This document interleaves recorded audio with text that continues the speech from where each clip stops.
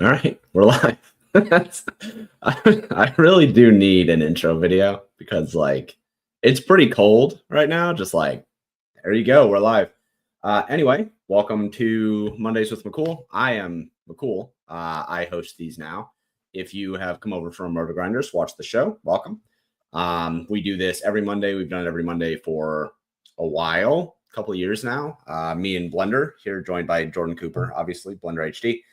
We're going to be talking about the NFL DFS Main Slate for the most part from Week 10. Kind of going over some of the things that we saw, ownership differences, performance differences, how the field played, and how much money we ended up losing individually. So with all of that said, Jordan, how you doing this morning? Fine. I did great on props, but not in DFS. So yeah, that evens itself out. Yeah, no. That's how a lot of people should play these days. I think that a lot of it comes down to now that we do have access to prop betting and DFS. We've said for a while, I think we were saying it earlier last year, moving a lot of the cash game volume into props to utilize that as kind of the floor. And I think that makes a lot of sense. I've been saying it for a while that I think anybody can make some sort of money sports betting. Now, if you get limited, that's one thing. If you are playing in a way that is kind of, shitty or whatever, that's another thing. But I think if you are following general prop betting practices and general sides betting practices, you can make money. There are enough tools out there to make it so you can find the right spots to attack. There are plenty of tools out there that make it really, really easy to get your action in across plenty of different books. So I think that makes sense. And I've talked to a couple people in the community over at Paydirt. They're on a cold streak on both, and that's when it really starts to suck, because then you feel like you can't do anything right. You can't even do the easy part right. But for the most part, I think that props are pretty much long term, like the better floor. Are you? So you're doing props. Are you still doing pick'em stuff? No, I mean the Prize Picks and Underdog went to the peer-to-peer model, which basically just originally just added more variance. It's like, if I'm going to get the same numbers on Prize Picks that I could get on DraftKings, FanDuel, all the other stuff, why do I have to hit 5 or 6 of them? I might as well just play more straight bets. I mean, it just makes no sense. And now that the stuff like on DraftKings Pick 6 is like they're changing the way that a lot of these games are being played, where now the rake has gotten absurdly high. Yeah. That I don't know. I'd rather just make 100, 150 bets of this unit size, and then okay, I made 6%. Yeah. Then have to worry, like, what do I pair with this? And well, on this side, I'm playing this number here, just like that. It's easy. Props are easy. Wednesday, I pretty much hammer everything that I can. See what comes out on Thursday. See what comes out on Friday. I mean, a lot of the stuff that I do now is, and a lot of people don't do in DFS, is I have a poker mindset now, and when it comes to this type of stuff, and in poker, and live poker at least, you always related things to your hourly rate. Right. So you divide things of like, okay, I'm beating this game for X amount of big blinds per hour, big blinds per hour. What is my hourly? If I played this game over hundreds and thousands of hours, how much do I make per hour? And in poker, like if you're playing like 2-5, 5-10, you can have an hourly rate of 70 an hour, 80 an hour, 60, 80, somewhere around there if you're doing well in the game. I do that for DFS now, because like, why don't I play NBA DFS? Because like the hourly is just horrible in comparison to other things. So I like, when it comes to props and DFS, it's like I don't spend that much time. So as far as the props are concerned, if I could schedule it out where I could do, okay, I do an hour here, a half an hour here, a half an hour there, and that's it, right? Yeah. Total 2 hours spent, and I get an X return of average return of 6 to 8% on $5,000 of volume. Mhm. So let's make it even conservative. 5% on 5,000 of volume, right? That's $250, right? Doesn't sound like a lot. It's $250, but I only work 2 hours. Right. So that's $125 an hour. So if I'm gonna spend a third hour, can I make another $125? Like, that's kind of how I think about things. And in cash games on both sides, I have a lower ROI than I do on props. It's still like 3-4% or whatever, and it takes me 5 minutes total. Mhm. So it's Mhm. like, okay, so what's my hourly on that? What's my hourly on GPPs? What's my hour instead of making 100 GPP lineups, which could take me hours, because it's not just the hours like Sunday morning, it's also the hours Right. of planning what I'm going to do Friday, planning, every all the mental energy that goes into that. But it's like, if I'm going to just basically hand build 5 or 6 lineups, like, the time spent is me waking up on Sunday morning. Like, Right. that's it, like an hour and a half, maybe. And if my expected return, of course, not the variance is going to be ridiculous because it's GPP. But let's say I have a 30% ROI in GPPs. Of course, most of that comes into winning once per year or something, right? And so 30% return on $400 worth of volume, right? $120, and it takes me what, half an hour, 45 Right. minutes, an hour. I'm still over 100 an hour, and Mhm. if I can make over 100 an hour, I'm my lifestyle's fine. Yeah. So like, I look at things like that, like best ball. I don't care what the edge is. I have to like manually draft like 150 teams. Yeah. Like, what's the hourly on that? It's not good. So I don't do it. Doesn't matter how big the edge is. So that's kind of how I view like prop betting. Pick them. Just, it adds more work and it's not as profitable. So if I'm going to do anything, I'm just going to do more props. If I'm Yeah. going to add as many hours that I can on the things that pay the highest hourly rate, and just so happens to be props. But at some point, you can't do that anymore. At some point, you know, at some point you bet all the things you can bet on, right, for the day, and you're done. And that's typically when I go out and play poker. Yeah. Make money. Yeah. Makes sense. So that's kind of how I've organized things. So yeah, I didn't do well in DFS this week, but I also had a quarter of the volume in DFS compared to props. That, like, it all kind of worked itself out. And then the GPPs are kind of like, can I win a big score? I'll commit this a little bit amount of money to win a big amount of money, Mhm. and really condense my thoughts down into, okay, what types of teams do I really want to play? And if things go my way, I have a couple of teams that have this construction to it. And if it doesn't work out, oh well. Mhm. Next week. Yeah. Yeah, I'm glad that you bring up the dollar per hour thing. Because I was doing some math. Greg Ehrenberg over on Twitter, who I'm going to preface all of this by saying that I love Greg. I think he's awesome. He's a really, really good bettor. You're talking about his $100 turn $100 into whatever the fuck? Yeah, I'm going to talk about that really quick. Because I like Greg, and I think that what he's doing is a really great show of what the tools can do that he is using. Okay, I want to preface all that. When you break down, because I asked him how much time he is spending putting in bets, and he uses these tools that basically allow him to put in all of his bets across his books based on like a batching system. It's pretty slick. It's cool, but there's still a certain amount of active time, even if we ignore the passive time. I'm going to ignore the passive time for this because I want to be fair. But if in the active time, he said that he's using about 5 minutes per hour to put in these bets. I think that that's a little bit optimistic. I think it's probably between 5 and 10, depending on the day. Okay, so assume 10 minutes. He has bet, and for those who have not gone and paid attention to this, he started with $100. Over the last 18 days, his bankroll is now $241. Now, on the surface, okay, that's pretty good, right? Being able to have 141% of your bankroll, like that's over doubling your bankroll in 18 days. Terrific, fantastic. That's awesome. However, let's put some actual numbers behind it in terms of ROI and the time spent.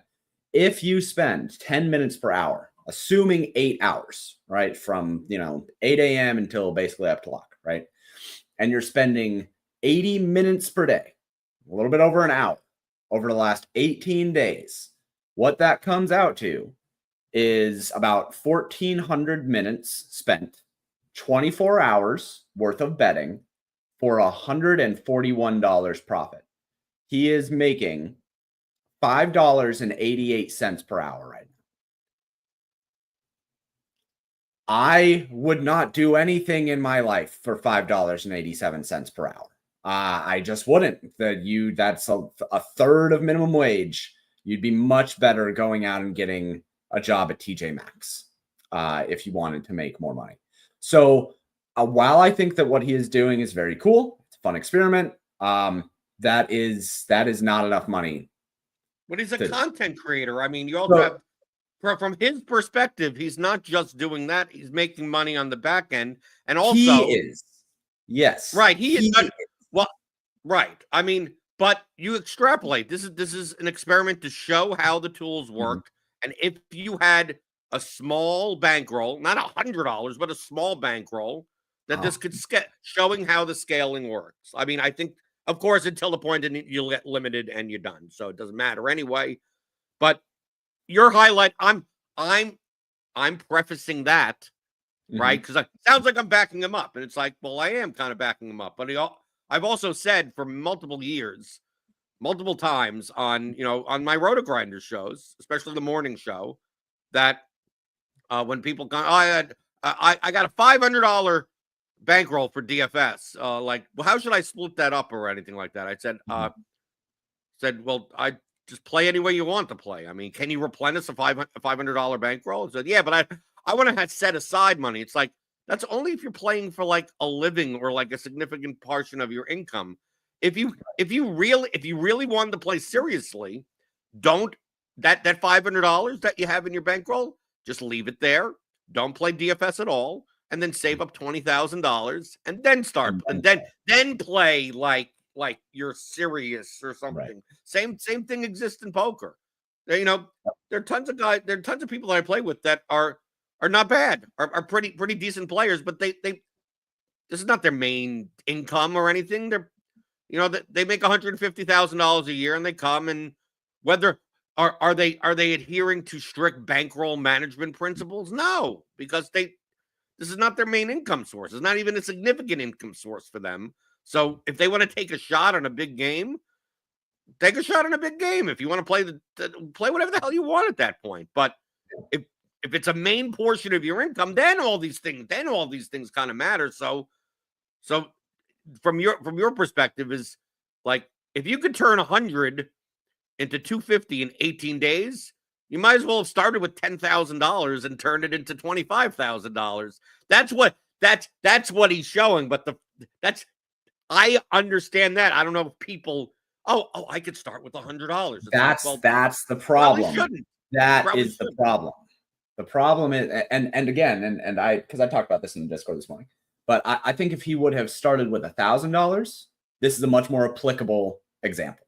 If you start with $1,000, if you started with $1,000 and you turn it into 2,400, now you're making $60 an hour. Now, like that's almost worth it. And I don't even think that is quite where I would be happy to play. But that's more applicable.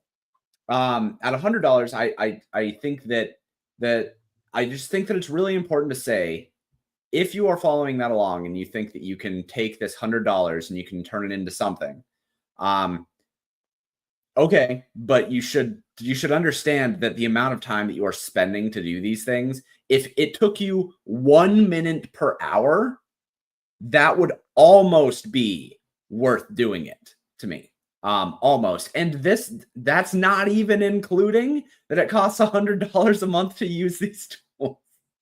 So when you add that in, he has made $41, and now he is making $1.20 per hour or something like that. It's he could go to the Philippines and live the life. You absolutely could. But I just wanted to point that out. I think that it's important to understand the time commitment on these kinds of things. And that not only are you playing for a certain amount of ROI, percentages are fine, but eventually you do have to actually care about the raw returns of the things that you're doing. Otherwise, if your goal is to make money, there are a lot of ways to make money. Like you could go do DoorDash and make, I don't know how much they make now, $30 an hour or something like that. AKA about 5 times more than Greg is making right now doing this. So you could do both at the same time and make $35 an hour, right? I mean, like that's the thing too. I just wanted to kind of tie those things in together because I've been meaning to talk about that. But yeah, anyway, I guess maybe we should talk about the thing that people wanted to come here and see. Let's talk about Week 10 NFL. Week 10 was interesting. I thought that it was a fun week to build for. And I thought that there were a lot of like kind of interesting ways to go about building. I thought the cash games were extremely straightforward. There were like 2 cash lineups that you could have built. And if you played one or the other, that's fine. But there were 6 players that were straight up just, you were starting with those 6 players in your lineup. And if you didn't have those 6 players, you shouldn't have been playing cash. Well, then I guess I shouldn't have been playing cash. What did you play? What were the 6 players? Okay, you're telling me. What were the 6 players? I think it was way more players than just 6 players. Get out of here. I don't think that there were. Okay. I think that if I didn't play these 6 players, I might as well just leave now, and I shouldn't be on this show. Basically, what are the 6 players? Donnie Mitchell, Aaron Jones, Josh Downs, DeAndre Hopkins, Khalil Shakur, Alvin Kamara. I played 5 of those, but you can't play all 6 of them. I think okay. So the difference would have been who would you have taken out of that? Well, I did take AD Mitchell out of that, and that's why I lost. You took AD Mitchell. Who did you play instead? My cash lineup on DraftKings was the blended optimal from multiple sites. So I played the exact. I played. This is the choice that I had to make. I had to choose between 2 lineups, and I made the wrong choice. If I were to play AD Mitchell, I would have played Justin Herbert. I would have been Justin Herbert, Aaron Jones, Alvin Kamara, Hopkins, yes, Downs, Mitchell, Otten, Connor, and the Bears defense. That was choice 1. And if I did that, I would have won. I would have cashed in the double ups. What I did do is I played the blended optimal, which avoided AD Mitchell, and I played Herbert, Aaron Jones, Kamara, Hopkins, Downs, Shakir, Otten, Taysom Hill, and the Bears defense. So double tight end. James, was I supposed to play? Was it a lock? James, was it a lock? A lock. When you have the choice at 3,400 to play the wide receiver 5 for the Colts, I mean, do you just jam them in? I mean, no. This is not a Jalen Coker situation. It is, but it is. It's not. No. Donnie Mitchell was the wide receiver 2. First off, in this situation, he ran behind Doolin the week before. Behind Doolin, he had 13 routes. That's it. Donnie Mitchell, it should have. Okay, so if the way that you looked at it was that Donnie Mitchell was the wide receiver 5, I understand playing Taysom Hill instead. Sure, I can buy that. I'm fine. Or just avoiding him in the wide receiver spots. I could have played. I think you could have also played. I think you could have also played Mac Hollins over Donnie Mitchell if you really, absolutely. Because when you can play the wide receiver, the 4th option for the Bills, at least that's better than the 5th option for the Colts. Sure. James, I was just trying to avoid playing a 3K level wide receiver. You always try to avoid playing 3K wide receiver. These guys that have floors of nothing that could show up with a 0 easily. I agree with avoiding the 3K wide receiver in GPPs. I think in cash, you just eat it, man. There's no reason to get off Donnie Mitchell. Well, I didn't eat it. Well, that's why you made money in props and not in DFS, sir. There you go. That's exactly. Oh, and then I lost. And then no. Even better, James. Yeah. I did fine on FanDuel except for one position. Like Was on it defense? FanDuel, I would have done fine if I just played what I went cheap at quarterback on both sides. So I played Herbert on DraftKings, and I went cheap at quarterback on FanDuel. I didn't go cheap, but I could have played Herbert at 6,900, but I chose. I actually made the choice. Like a human being actually in their brain said 7,100 for Aaron Rodgers in cash. Like just put the 200 towards him instead of playing Justin Herbert in his 19 What pass are we attempts. doing? What are we doing here? You can't play. He projected well.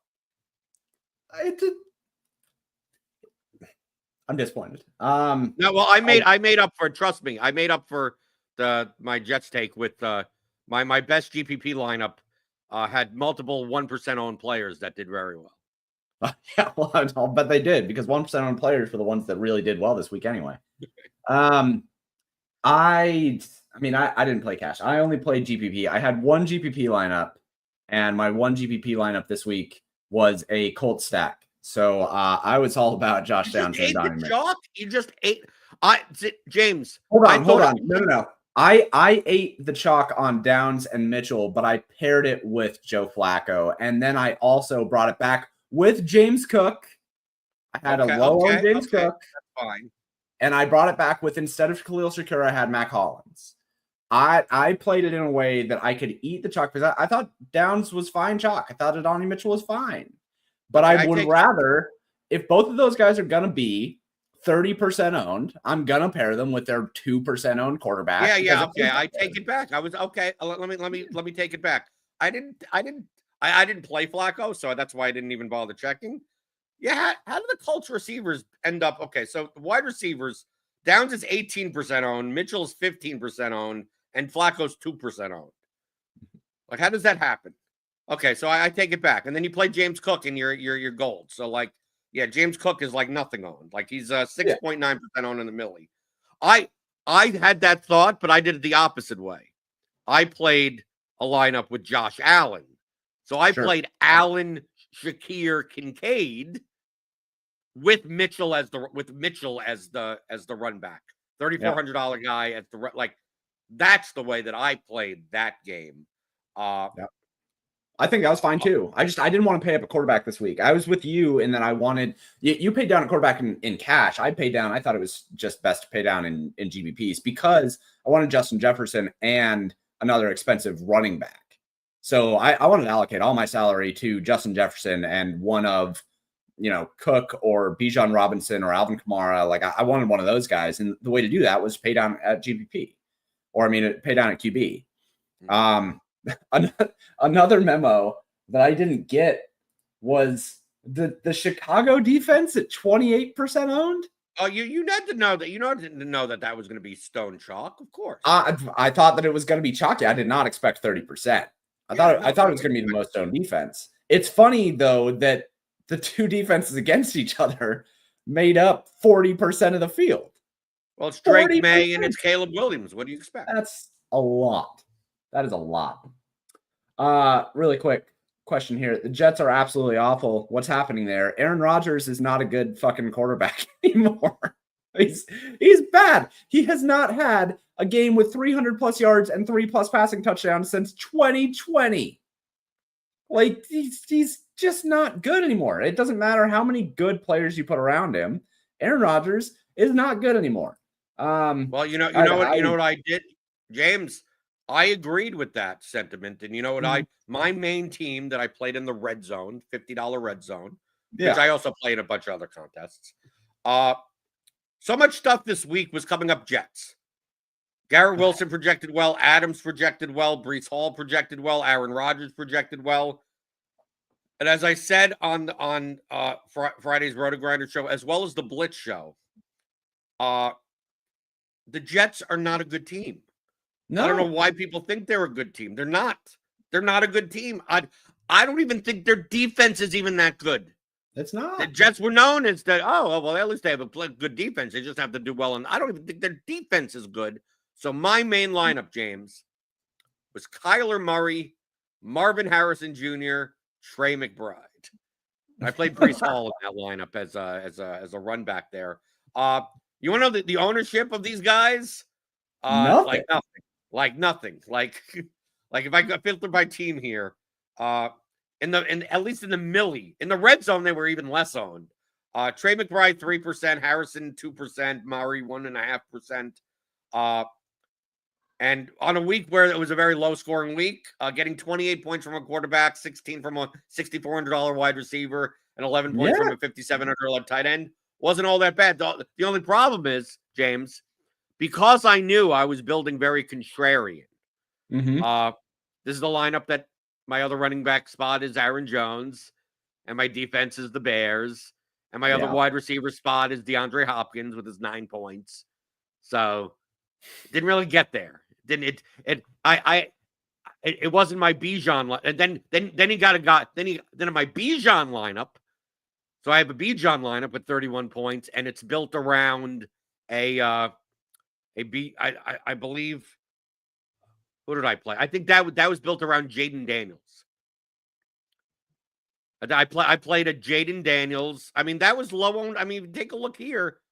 I mean, when Noah Brown was 8%, Ertz was 4%, Jaden Daniels was 2%. I know they're playing the Steelers, right? You play Pickens in that lineup or something like that as the run back. I thought that was pretty good. I thought it was a good week to rely very heavily on correlation. Yeah. And the reason for that is I don't think anyone projected well. I mean, take a look at the results.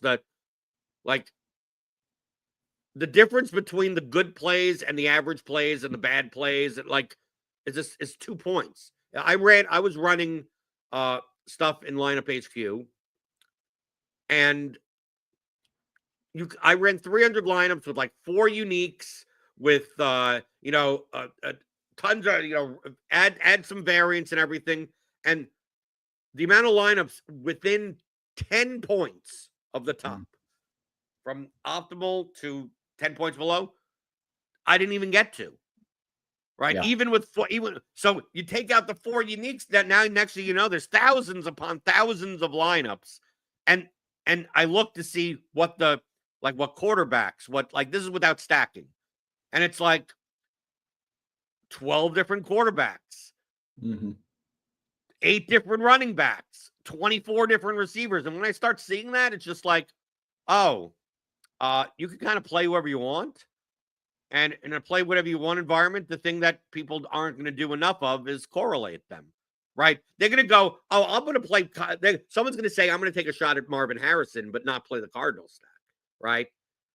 We saw the team totals the way they were. It's like, it's quite possible that you may not need that much out of your stack. People were not wanting to play like Mahomes, Hopkins, Kelsey. It's like, when did the Chiefs do they really have a ceiling outcome? It's like, I don't think anyone has a ceiling outcome. I had no problem. I played a Rodgers, Wilson, Adams lineup, even though Wilson and Adams were both 7K. Obviously, that did not work out. Right. But I wasn't concerned that I have 2 7K receivers. It's like, can they both get 30 points? It's like, I don't even think they both need 30 points.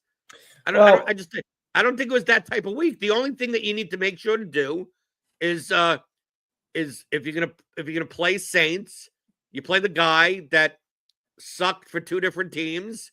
And it's its only second week there, and he'll just beat everyone on the slate on 3 catches. Yeah, to speak to the team total thing, I mean, there wasn't a single game total that was over 50. The highest was 48.5, I think, and that was Tampa Bay, San Francisco. So I tend to agree, but I kind of think the opposite of you on that. When it's lower team totals, I'd rather kick correlation out a little bit. Similar to what we do. Opposite. No, well, James, what? Yeah. No. Hear me out. I think that if you are to take team totals at face value and build top down and say that nobody is really going to project all that well. Oh, no, you're right. Yeah. I sorry, I was talking that out. I was thinking slate size with baseball when the slate is lower than we. Then you throw core because there's less games that can go over their total. So that's why I was going to correct you. It's like, no, when the totals are low, that means it's more important to get the one game that just goes over its total versus if you had, let's say we had 10 games and 5 of them had 56 totals. It's like, if you miss on one of those 5 games and I chose the wrong one of the 5, it's quite possible you could take a piece out of each of those 5 games and get a similar score than if you just stacked one of those games.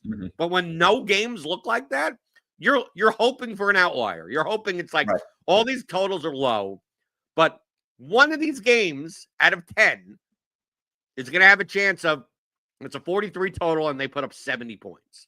And because all the other totals are low, it's less likely that 2 do it or 3 do it or 4 do it. So finding the one that does it is much more valuable for GPP. And that's why I leaned heavier on how do I correlate more, even if I'm playing guys that project 1 or 2 points below other players and my lineup, projects 10 points below some others, because there's just so many in that range that, like, I don't need to make a leverage fade of like half the chalk.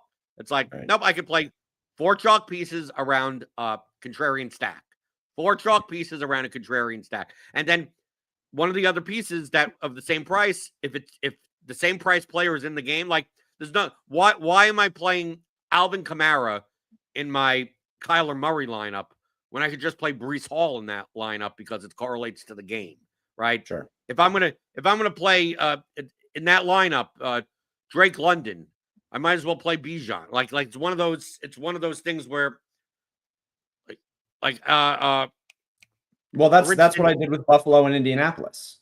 Right. I mean, okay. James Cook and Matt Collins. Yeah. It's all it. If that game goes the way that it needs to go for the 30% owned wide receivers to get there, very likely that both teams scored a bunch and the team totals aren't that high. So might as well just correlate all together. Yeah, I agree with you. I agree with you on that. Really quick point here. Play the Wilson Adams trap. Hate yourself for it. So really quick, I do just want to point out a dynamic about the New York Jets and this kind of like star power thing.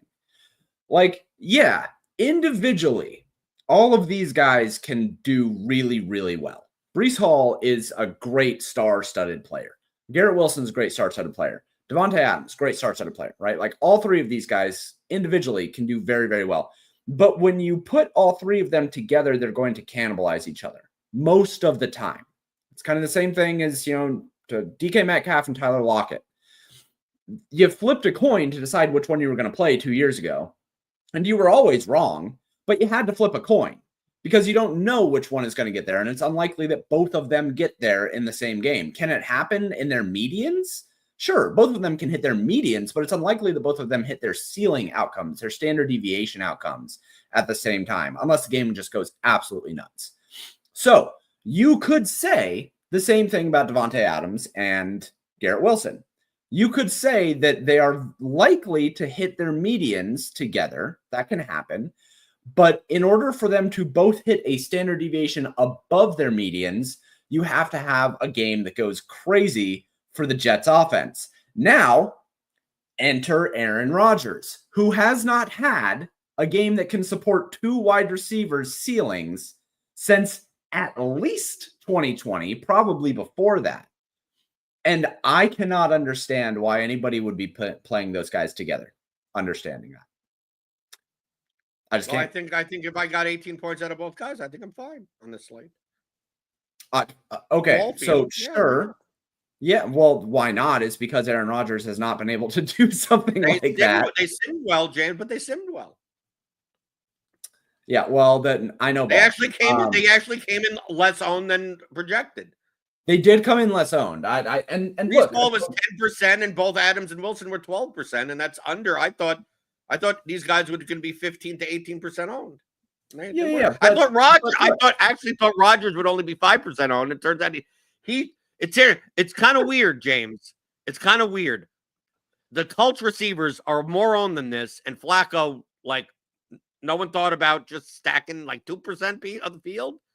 Right. But Aaron Rodgers, nope, you got to play Aaron Rodgers at 10% at 5,700. Yeah, Aaron Rodgers with Devontae Adams was the 3rd highest owned combination in the field. The third highest owned. Right. It's crazy. Well, you knew that the Chicago defense one was going to be high. Yeah. And This one was always obviously going to be high. Darnold Jefferson, and that game was awful. Yeah, I'm pretty bummed about that.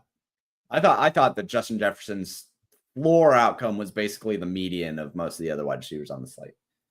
But yeah, I think that it's really, really important to understand the range of outcomes that you can expect from an offense, and can that support a stat, a QB +2.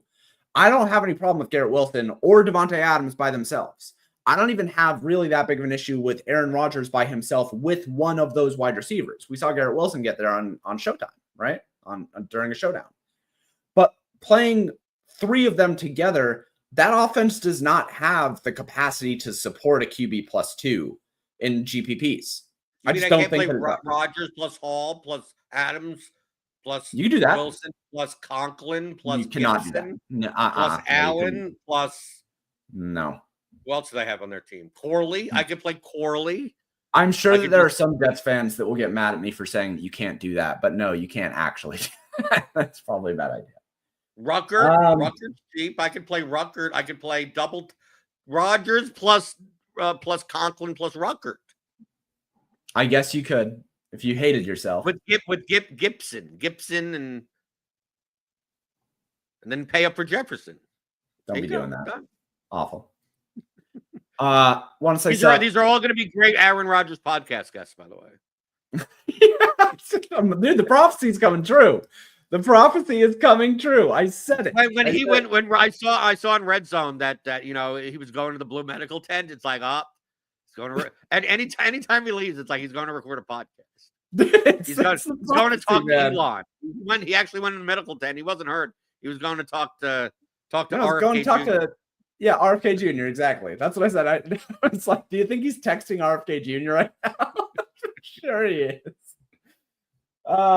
Okay, running backs. So we talked a little bit about quarterbacks. Running backs. Was there anything that kind of caught you off guard in terms of ownership? Yes. Running backs? I thought that I had Aaron Jones projected as the highest ownership at running back at 25%. I thought that James Conner would be there. I did not think that DeAndre Swift would be the second highest owned running back. Because the Bears defense. I mean, that makes sense. Yeah, that correlation makes sense. I didn't account for it well enough. I only had him at 16%, but him coming in higher, I think, makes sense. Well, I mean, in GPP, a running back I played the most of was Kareem Hunt at 6,600. Oh yeah, loved him. 9.5%, pretty good on that. The thing that surprised me the most, I didn't play him in any lineup. I mean, I only played 6 lineups, but sure. Saquon Barkley at 22. Saquon Barkley being more owned than Alvin Kamara. Yeah. And Bijan Robinson and Christian McCaffrey. You're bad. I mean, like, I don't know how you project Barkley, but Barkley I view very similar to, I mean, truthfully, probably worse than Derrick Henry. Like the type of guy that gets there on very big plays because he's limited in one area that is very important in DFS. So Derrick Henry gets a lot of 1-yard touchdowns and 60-yard runs, but typically he's not going to catch 6 balls out of the backfield. Okay. Barkley is someone that can catch 6 balls out of the backfield, but if that ball's on the 1-yard line, he ain't getting the work because Jalen Hurts is tush pushing his way in. So he better score from outside the 5-yard line or he ain't going to get many touchdowns. So he gets dinged there. These are the guys that I like playing only when they're low owned. Right. Because these are guys that can put up 35 plus points. So yeah, the range of outcomes is great. But they only have one path of getting there, like breaking off a 78-yard touchdown run or a 5-yard screen pass turns into a 50-yard touchdown. I'm not going to play it at 22% ownership at the third highest owned running back on the slate at 8,300 when Alvin Kamara is sitting there, and Alvin Kamara projected for 4-5 points higher median than Barkley. I had Kamara projected for 27 fantasy points. I had him projected as a median. Yeah, most places had him between 25.5 and 26.5, and had Barkley at like 20 to 21 as a median, obviously. Yeah, as a median, and I'm showing it right now, right? Like on the screen, Kamara was basically 6 points above Barkley. 6 points above. I was having a conversation with Pablo in the Discord, and he was like, "Oh, Kamara's going to come in at like 40 to 50%." I'm like, "Absolutely not. There's no chance he's going to come in 40 to 50%." I thought that he might hit 25% owned. It turns out I projected him for 17. He came in at 17. And the reason for that was I thought that some ownership would go to Barkley. I thought that some ownership would go to Christian McCaffrey. I thought Barkley would be like 12% owned and still 6% too over owned. And that's why I didn't even consider him. I had him at 14% owned. And granted, I thought that he was I thought he was a good play in terms of ceiling. There's zero chance I'm playing him over Kamara. There's zero chance I'm playing him over Kamara. Oh, yeah, Kit Cut had said in the chat, remember, didn't Kamara like just straight up dropped like a 60-yard touchdown? Yeah. It would have put him over the 100-yard receiving bonus and gotten him a touchdown, and he would have nuked. There you go. He would have the same points as Bijan Robinson had he just caught that ball. Right.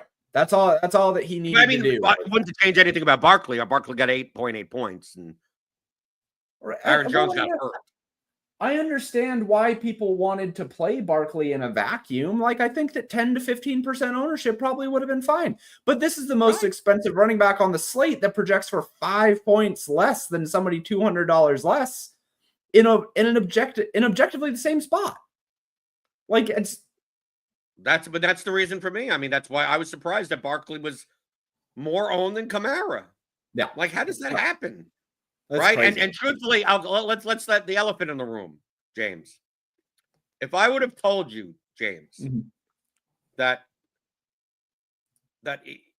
Christian McCaffrey would get nearly 90% of the snaps in this game, and he's going to be 12% owned, 8,000, I would have jammed him. Yeah, obviously. I would have jammed him. I question. I mean, they played Christian McCaffrey like Christian. I mean, Jordan Mason, I barely took the field. I mean, like he came back and it's like Shanahan is not just easing him in. It's like, nope, he's Christian McCaffrey, and we're going to play him as Christian McCaffrey. And outside of not scoring touchdowns, McCaffrey could have absolutely, with the highest implied team total on the slate. I know. Yeah. McCaffrey could have just absolutely nuked like 40 plus points with no problem. We were sitting here going, yeah, that was kind of stupid to not play McCaffrey at 8K when he was in a spot where legitimately you could have played him at like 9,500. I said that I thought on the slate talk that we do on Saturday, I said that I thought he was probably like $2,000 underpriced if he's healthy. The question was healthy, but the thing is that we didn't know, so you have to take on the risk of an 8K player only playing 50% of the snaps or something. Yeah, but it turns out that I mean, how would you have like talk about the lineups you would have made like cash games? Like the lineup would have been, how do you play Kamara and McCaffrey together? Well, and the answer would have been you play Adonai Mitchell and Mac Hollins. That would have been the answer with Taysom Hill at tight end, and you could have done it. And that's how cash games would have been. I agree. I think that you had to ding him a little bit, but I did going into the slate be like, if Christian McCaffrey with the highest total, if they come out an hour before lock and be like, yeah, he's all systems go, he's full go, we're not going to hold him back at all, skyrockets ownership. Alvin Kamara's ownership would have tanked. Saquon Barkley and Alvin Kamara would have been like 10% owned each, and Christian McCaffrey would have launched up to about 35% owned, like instantly. And that's probably people don't react that quickly in these types of content. Okay, sure. No, that's right. Smaller field, higher stake stuff. Yes. It would have been, or we would have had. It depends on who report. If it's Rappaport that said it, Yeah. I don't believe him. You don't believe if it's Schefter, that's a different story, right? Yeah, sure. That's fair. Wide receivers. So DeAndre Hopkins ended up being the highest owned wide receiver. That was broadcasted. Shakir. I think that most of this ownership made sense. I didn't project anything that was crazy here. I don't think. I'm not. Here's my surprises here a little. I didn't see Jawan Jennings being 15% owned. Yeah. On this slate at 5,100, but I mean, I thought he would be owned, so it's not like it's like a complete surprise. Mm-hmm. Mitchell didn't. I mean, the cheap wide receivers like Mitchell at 15% owned, Shepard at 41 at 12% owned, Hollins at 12% owned. Obviously, I think Sterling Shepard was an off. I didn't even consider Sterling Shepard, and had nothing to do with Jalen McMillan. Is that Sterling Shepard's the classic example of a guy that you may be fine with at cash games, but he's not going to get 30 points or anything. Yeah.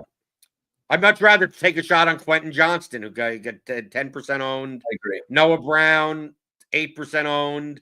So, there were guys here, but I mean, I wasn't really surprised by, I mean, everything else is, they should be low. I mean, who's playing Marquez Valdez-Scantling on this slate?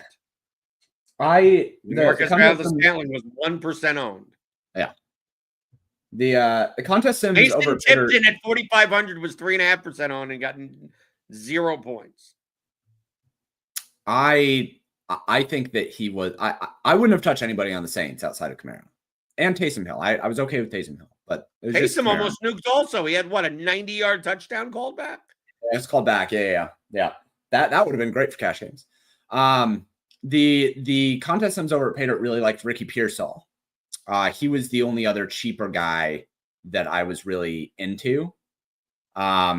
With no Brandon Ayuk, he projected for a decent ceiling in terms of a 60% target share. His route participation. You didn't get an ownership discount on him. He was 7.5% owned in the millie. Yeah, he was relatively highly owned. Yeah, 7%. I don't think I projected him that highly, actually.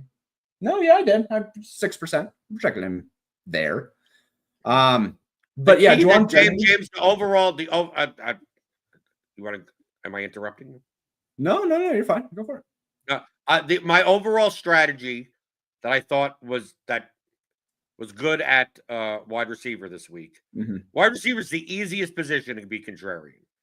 Yes, because it's the highest variance position there is. I mean, on the skill position players. Sure. And also the wide receiver pricing and the projection wasn't was Josh Downs a good play median wise at 6,200? Yeah, but it wasn't the type of thing like, oh, I'm going to play him in half my lineups type of play. Yeah. DeAndre Hopkins wasn't. I need to play him in all my lineup. Like none of these guys, and especially the way that they score points, these are like volume guys. Yeah, right. These are guys that 6 for 50 and hopefully they score a touchdown. I will say also on that point, I think that Khalil Shakir was awful chalk. Just awful at 23% owned. I thought in terms of all of these guys, and then I'll let you get back to it. I think that Shakir, based on what he does, do you know what his ADOT is for the year? I know, 3 yards, 3 points. It's 2.3 yards. He has had 2 games this year where he has ended up with a negative percentage of the team air yards. I'm not playing that guy at 30% owned. I'm playing him in a Bills lineup. I'm playing him. I mean, I'm not playing him as a one-off. No, yeah, you don't play him as a one-off. You play him if you're gonna play him, you have to play him correlated around him. But even then, man, those are the kind of guys. If you want to talk about Sterling Shepard at 4K being the guy that's not going to get you 30 points, Khalil Shakir is basically just Sterling Shepard. Right. It's the same player, but you're paying $2,000 more for him. I thought objectively from a what does this guy need to do to kill me in GPPs? He basically has to have a 2 standard deviation outcome to kill me in GPPs that ownership. Right.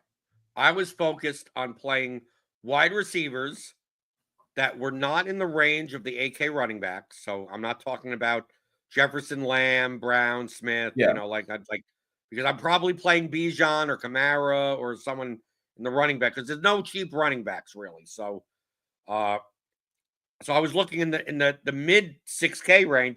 I want to play players that could get there on low volume, right? That could break big plays. So Garrett Wilson, 12%. Okay. I mean, he's owned, but I mean, whatever. But Debo was 7.7% owned. I was surprised by that. George Pickens, 6.8% owned. Drake London, same price that he was last week. Yep. At chalk, 4.5% owned. Of course, you didn't. Maybe he was going to be limited because of a hip point or whatever, right? If I took Marvin Harrison, 6,400 against, I think the Jets are awful, so I'm going to play Marvin Harrison. If you wanted to play Brian Thomas, I didn't choose him, but these are the guys that if you went into the projections, they'd tell you that they're 4 points lower than all the other guys in the range. Yeah, but these are people that have a range of outcomes that are 100 yards and 2 touchdowns. So if I'm going to give up 4 points in median, I'm going to give it up for 4 points extra in like the 80th percentile outcome range. Yeah. Not like I'm not going to say, well, I'm going to fade Shakir and I'm going to play Lad McConkey. Right? It's like, well, you're playing the same guy. Right, you're playing the same guy. Like if you said, I'm not going to play Shakir, I'm going to play Calvin Ridley or Cortland Sutton, it's like, oh, okay. These are people that are significantly lower owned that can get there on 4 catches, right? Could get like something like thinking those types of terms. If you said, I don't want to play DeAndre Hopkins, I'm going to play Roma Dunze. Calvin Ridley. Same price. I mean, obviously he's in that range also, but just like in just those types of players. Hey, if you said, I'm going to play Quentin Johnston at 4,900 instead of Hopkins, I think that's what you should have been looking at doing. And primarily at wide receiver and being kind of chalky at running back. I mean, my running back pool was pretty limited, right? And I tried to get as little. I played more Hunt and Connor than anything else. But like I had one Darnold Jefferson lineup because I had. Because out of all the high-priced guys that could completely break a slate, I thought it was Justin Jefferson. Agreed. And if I'm going to play that, I'm not going to play him as a one-off. I'm going to play him with Sam Darnold, and he's going to throw multiple interceptions anyway, no matter what. But I think, especially at wide receiver, I don't think the median value matters as much when the main values on the slate are all guys that are volume based. Well, doesn't mean that you have to fade them all. Like I did. I played no Josh Downs. I played no Shakir without it being in an Allen stack. I didn't. I mean, Hopkins was the only one that I played, and I only played in that Cardinals lineup because I was playing like 2% on players. So like. Yeah, you play him to level out the volatility of the lineup. Right. I think that was right. And I think that in general, when you're looking for a one-off or when you're looking for an upside wide receiver, a lot of the time you want that piece with or without your quarterback. I think I kind of look at it similarly to tight ends. With a cheap tight end, you never play a cheap tight end as a one-off. I don't think. I think that's silly. You can, but in general, for me, GPPs, you're typically capping your ceiling. Yes, you can. I mean, if you're going to play a one-off tight end, usually, and we've had this conversation before, it's going to be an elite guy who can be decoupled from his quarterback's performance. Right. A cheap tight end.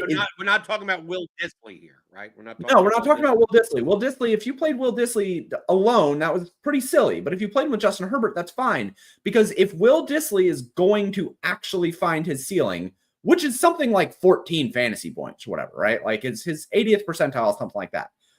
That's 5 catches for 50 yards and a touchdown.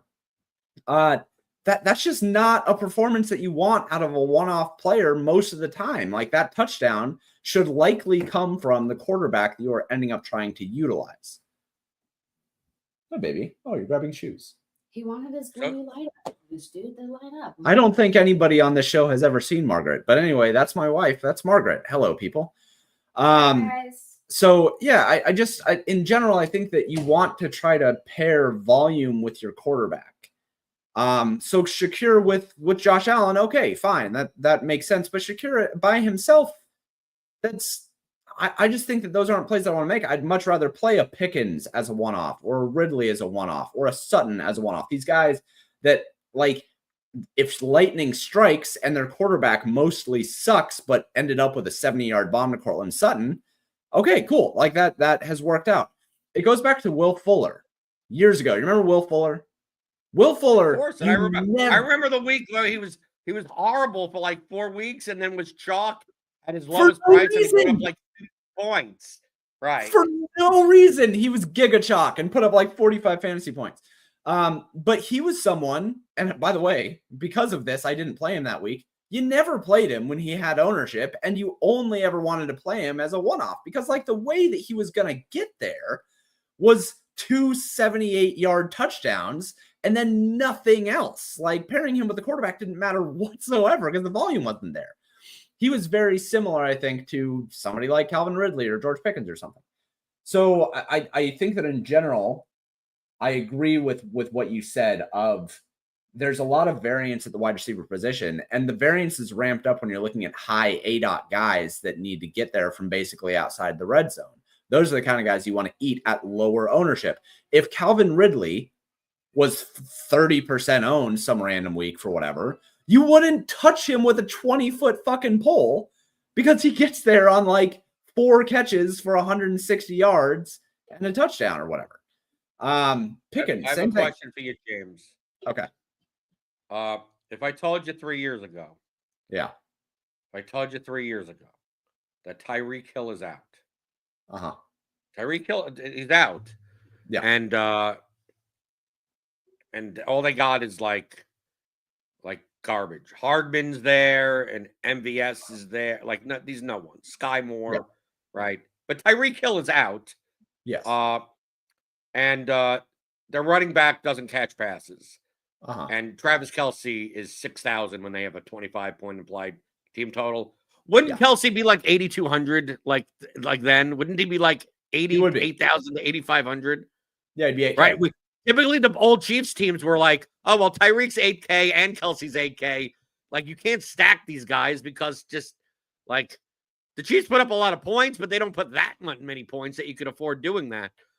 Travis Kelce is 6,000 at tight end, where people are playing double tight end lineups, and he's still 7% owned. And I'm putting myself in that shoe also. I played double tight end lineups and I didn't play Kelce, but my caveat, my little asterisk, is because I wasn't playing a lot of Kareem Hunt. So it's not like I didn't want to play Kelce. It's just that I was playing a lot of Kareem Hunt, and I wasn't going to play Hunt and Kelce in the same lineup together for their ceilings.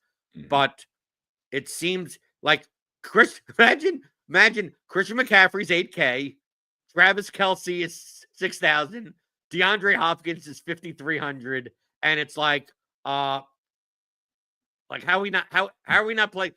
People from 3 years ago would look at it and go, you should have enough salary to do anything you want in your lineup because these guys are like half price. Right. Well, tight end pricing, now that the elite tight ends are like scoring again, tight end pricing is awful. I had Cade Otton projected for, I think it was like 15 or 16 fantasy points. Actually, I can check, can I? Right. Most places had Otton projected higher than Kelce. I had Cade Otton projected for 15.93, Travis Kelce projected for 15.42. Okay. Right. Those guys individually as tight ends, if you inserted them into the wide receivers, they would have projected as the wide receiver 6 and wide receiver 8. But their prices... Well, hold on. You're making that point, and then you made fun of me for playing a 2 tight end lineup? Well, I'm making fun of you for playing Taysom Hill as your second tight end, not Travis Kelce or Cade Otton. No, he was my first tight end. Cade Otton was my second tight end. Okay. Well, if you want a cheap tight end in the tight end spot, and I used a $5,500 Cade Otton as my flex play. I agree with that. I think that was good. I thought that Cade Otton was about the best flex play that you could have made this week. At 5,500, I thought that he was $2,000 underpriced. And in general, these elite tight ends, George Kittle, Travis Kelce, Trey McBride, Kate Otten, even to an extent, Evan Ingram, are at least $1,500 underpriced right now. The tight end pricing is really, really bad on elite tight ends. And ownership, there was a lot of ownership on Otten, which I thought was fine. There's a lot of ownership on Kittle, which I thought was fine. The Kincaid ownership was, I think, silly. The Taysom Hill ownership at 23% owned, I would be inconsolable if that 90-yard touchdown counted. But also Kincaid, Josh Allen missed Kincaid on. He was wide open for like a 25-yard touchdown. These are the things that keep me up at night. If Taysom Hill gets that 90-yard touchdown and Alvin Kamara drops the 50-yard touchdown, done playing NFL for the year. That would have broke me. That would have completely broke me. The 90-yard touchdown would have added what we're talking about. Taysom Hill would have 22 fantasy points. Yeah, he would have absolutely just shattered the slate at 22% owned. Right. Would have broken me. I agree with you. Travis Kelce at 6K, way underpriced. Kittle underpriced. Kate Otten underpriced. 2 tight end right now. If you're doing 2 tight end in terms of 2 expensive tight ends, that's the way that I think you should be doing. I think you should be pairing these guys together. Travis Kelce plus George Kittle, Kate Otten plus George Kittle. Like, I thought that George Kittle and Kate Otten as a 2 tight end build was one of the coolest things that you could have done in NFL DFS so far this year.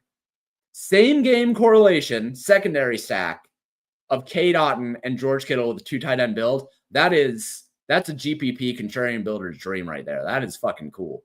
It didn't work out because Kate Otten ended up not getting the touchdown that Rashad White got. But if Kate Otten catches that 12-yard touchdown instead of Rashad White, that's a really cool combination that would have worked out really, really well. But yeah, tight end pricing is bad right now. And I think that until these expensive tight ends are priced where they should be, and I don't think they will. I think the pricing algorithm is just going to be low on tight ends on DraftKings all year. I think that 2 expensive tight ends are more than useful and should be something that you are aiming to do in GPPs because you're saving anywhere between $3,000 and $5,000 in salary based on their medians. Their medians are terrific for the workloads right now.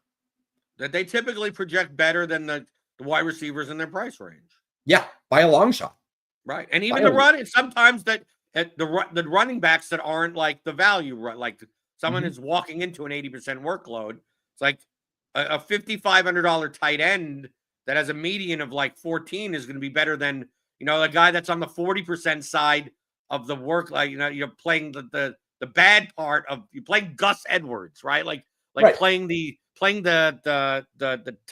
Goodsons and the whoever the second running backs are. I mean, this is a good week for this example. Look at this range. Look at this range of running backs. Ray Davis was 5,500. Ray Davis cost the same as Kate Otten. Right. And like Braylon Allen, Jalen Warren, Tyler Algier. Right? You want to play? Would you rather play a tight end or Zeke? Would you rather play a tight end or Javonte Williams at 6K? I mean, it's like right. Javonte Williams was a touchdown underdog on the road against Kansas City. Like, and on the other side of that was Travis Kelce for the exact same price as a touchdown favorite at home in Kansas City. You should just be playing Rico Dowdle, right? Rico Dowdle. Like these guys, you have the opportunity at 5,300. You could have played Tyler Algier for 5,200 or Evan Ingram, who projected for like 13 fantasy points. The tight ends are just way underpriced right now, and I think that's a really important point to make. We will wrap up with defenses. Did you play the Chicago Bears defense? Yeah, in my lineups that were contrarian. Yeah, why not? The defenses I play. I mean, I played a lot of Chiefs defense. Yeah, so did I. Because Kareem Hunt plus Chiefs defense. And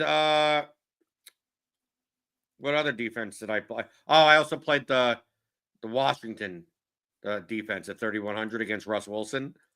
In lineups where basically those are the lineups where I needed to not play the Bears chalk defense. So like for $100 more, there's the Washington defense. I mean, remember, I only played 6 lineups, so that's Only so much I could do. I mean, I played the Chiefs defense. I thought the Chiefs defense was a good play with Kareem Hunt. I thought Kareem Hunt was like the best play in the slate. But yeah, it's what it is. Really quick, wanted to answer this. You're really struggling with cash games. So the key to cash games, the easy button for cash games is just to, well, I mean, one, run an optimizer first, Right. and two, run an optimizer on ownership. And then that's it. People overthink cash games a lot by a long shot. No, they underthink cash games, James. I want to fight back on you. They underthink it. Playing cash games has nothing to do with your lineup. Cash games have to do with your opponent's lineups. Yes. So really, in order to play cash games, you should be focused on where the bad players are and how do I play in as many contests with them as possible. Sure. Outside of that, the lineup that you play should take like 3 seconds, and you should be spending your time bum hunting the lobbies. Like most of my cash volume is in head-to-heads. Yes. Now I do play the big double ups, right? Because there's only single entry and there's 4,000 people. There are tons of dead lineups in those ones. And then the other ones that I play are the ones that are posted like 30 minutes before lock. Yeah. Right. 5 minutes before lock, it's 11 of 23. These are the latecomers and everything that typically are dumber people, or like, it's not typically. I mean, who knows? It's a little bit, they tend to be a little bit easier.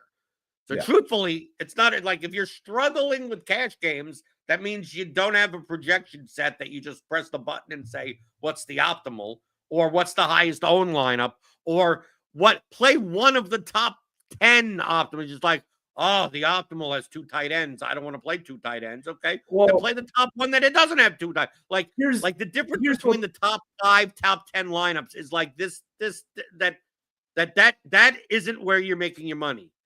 You're making your money by having your $10, $20, whatever head-to-head being taken, and then you take a look at the lineup that you're playing against, and it has Rico Dowdle and Zach Ertz in it, right? Like, that's where you make your money in cash games. Right. So really, it's more of a, well, if you're not doing well in cash games, it's either you don't have projections, or you're putting yourself in contests that are less advantageous when there are more advantageous ones available to you. That's correct. That's exactly right. So from a ladder up, the first thing, get a projection set. Go subscribe over at PayDirt. If you don't have a projection set, that's table stakes. Go subscribe to PayDirt, projections, ownership, everything you need over there. Then the second layer up, use those projections and don't overthink it. Just optimize. You can either optimize by projection or optimize by ownership. I always tell people to optimize by ownership because I think it's more consistent, but whatever. Picking the lineup itself based on the projection should take 2 minutes at most. If you absolutely must make a 1v1 decision, flip a coin. That should take about 10 seconds. And then there's your lineup. And then the third line was just when I said earlier, I played the 2 tight end lineup. My decision was, do I play A.D. Mitchell or do I not play A.D. Mitchell? Yeah. And had I played A.D. Mitchell, the top lineup was the blended optimum. One the first one I mentioned. And then I just X out A.D. Mitchell and I press optimize, and that lineup goes up, and I go, okay, that's the lineup. Like, that's literally the process, right? Yeah, the key thing is that I have posted head-to-heads from today. Like, I'll go today after this show and post head-to-heads to get some early and then throughout the week, I see the usernames that are taking my head-to-heads. Like, I don't recognize these people. And if I don't recognize them, that's probably good. I also have the Roto Tracker. I can go and see, if I have ever played them before. Like, that's the key. If you're posting your head-to-heads, an hour before lock, and that's the first time you're posting, you're going to get auto match with most of the regulars in the lobby. Like, I'm putting up like 5 at each level today, checking it tomorrow, and like, oh, okay, 3 of my $3 ones were taken. Oh, I'm going to put more $3 ones. Like, and just constantly then going in the head-to-head lobby and looking for people usernames I don't recognize, especially if they don't have a badge or they've only posted 2. Anyone that goes in and posts like times 50 in DraftKings typically is a sharper player because they're posting 50 head-to-heads at one level. So I'll just go through it and go, okay, take this. And I can go at any level. it takes me what 3 minutes when I'm taking a shit. I mean, like that's kind of when I'm doing it. Yeah. To me, that's the most important part of cash games. Yeah. And like what lineup to play. Like if you're not doing all of that stuff, it's quite possible that you could play your lineup in my contest, that everything that I have, and make more money than you did, or lose less money than the contest that you had. Like we see with Levitan all the time. He does his cash game review. It's like, yeah, I made 3 mistakes. And I missed out on the 78% owned 800-point player. But I still won 52% of my head-to-heads. I just despise that he's allowed to do that, man. People want to play because he's known. So people post. He's just got an I'm going to play this guy unlimited for $215 or $500. What? That's the action he gets. He has a fire hose of people who are bad at DFS just streaming him money in head-to-heads. I tilt that consistently. But yeah, point is, try the way that you win in head-to-heads and in cash games is by finding people who are worse than you and trying to take their money. This is at its core, DFS is me taking money from you, Blender taking money from me, everyone taking money from each other. The point of playing DFS is to make money. And if you want to make money, you have to be cutthroat about it. And you have to dedicate to trying to find the easiest route to making money, which is by playing worse players. I think that is a good point to end on. So, Blender, do you have any little closing thoughts from this week? No, I'm gonna get my head-to-heads posted. I'm gonna look at some prop numbers. Right, we got Monday Night Football or whatever, and it's gonna be week 11. We're heading into week 11, right? Yeah, we're getting in the back. Yep, getting in the back. Are we at the point? Okay, are we at the point where are we ready? Are we ready for whatever the sport? Like, what? I'm not at the point. It's November 11th. I'm not like wait. I'm like, oh, I can't wait for baseball to come back. I'm not even fine. Yeah, I feel fine. NFL has been it's been okay. Maybe it's because my volume has been way less this year. I'm not getting as beat up, I guess. But like, I feel fine. Bets overall have been good. Newsletter has been profitable. I think Newsletter right now has an 18% ROI on free bets given out, so I feel good about that. NBA is back in full swing. All the tools are going. So I don't even pay attention to NBA. No, if Travis Petty is retiring from NBA DFS, we're on the tail end of the NBA DFS life cycle. No, you're right. I am not playing NBA DFS right now. I'm only looking at prop bets, and even that, I'm just like, okay, well, even that is exhausting work. It is, yeah. I'd much rather. I think that most people would be much better off playing NHL DFS and doing NHL props than ever touching an NBA lobby. Just the thing I like about NHL though is that there's some days that if you wanted to skip, like on today, skip. Essentially, It's a Tuesday, Thursday, Saturday where the bigger slates are. And if you don't want to play a 4-gamer on Thursday or whatever, or on Friday or whatever the hell it is, that's fine. So it's a lot. So most of NHL, it's just I kind of just pay attention to Tuesday, Thursday, and Saturday. Just like MMA. Like, do I care about MMA outside of Saturday? No. It's like, okay. People that play golf, it's like, you get your stuff done Thursday morning, you're done. Right? Yeah, NBA is like it's a constant state of 8 in the morning practice reports and this one who's playing here and who's not playing there, and it's brutal. It's brutal. Yeah, I agree. But if you do like playing NBA, you can find NBA projections over at Paydirt. You can find NHL. You can find NFL. You can find PGA. I'm going to reestablish the MMA model here pretty soon. Have everything you need over there. If you don't already have a subscription, there are monthly subscriptions. There are yearly subscriptions. There's even daily subscriptions if you want to just try things out. $5 for one day. Are there hourly subscriptions? I should make an hourly one. I'm going to make an hourly one just for you. It'll cost $1. You can try it out for an hour. No, do it like a sex hotline. Do it per minute.